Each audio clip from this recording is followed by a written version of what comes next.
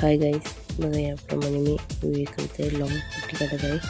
आपल्याला गोट पट्टी काढायची हे दाखवत आहे. मी लॉंग काढले आहे. बघा अशा प्रकारे लॉंग काढून गोट पट्टी ब्लाऊजला अटॅच करायची आहे.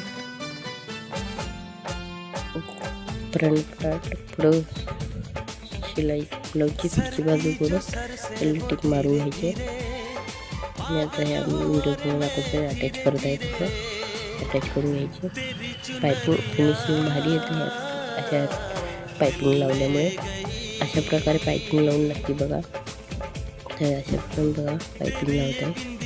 पायपिंग लावता आता पुढे कट मारून घ्यायचं. काचेने कट मारून घेतलेलं आहे.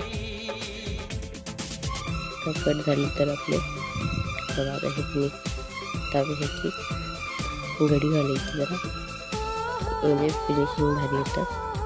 कट मारून केल्यावर बघा आता आपण आता पलटी काढून शिलाईच्या बाजूला आता टिप मारायची आहे. तर पट्टी ढुंबळून त्यात वरच्या साईडचे आतल्या साईडला शिलाई मारायची आहे. पण बघा आता अशा प्रकारे शिलाई मारून त्यात शिलाई मारून घेत आहे. शिलाई मारून झाली आहे.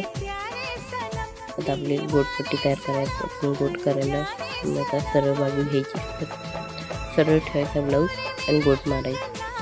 आता उरलेलं कापड राहिलं असेल तर कटिंग करून घ्यायचं आणि गोट मारायचं. पट्टी करायची.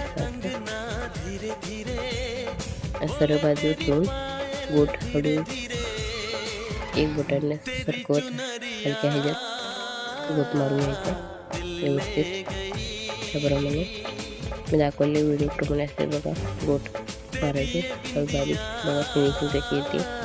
गोटला बारीक एकदम.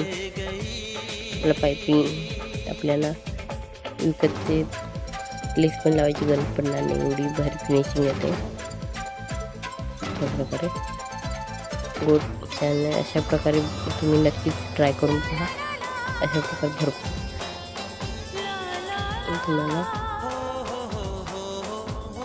ब्लाऊजला फिनिशिंग भारी येते. ह्याच्याने आपण शिलाई घालायला लागते नाही काय, हा शिलाई घालायला लागत नाही काय नाही. अशा प्रकारे तुम्ही नक्कीच ट्राय करून पहा.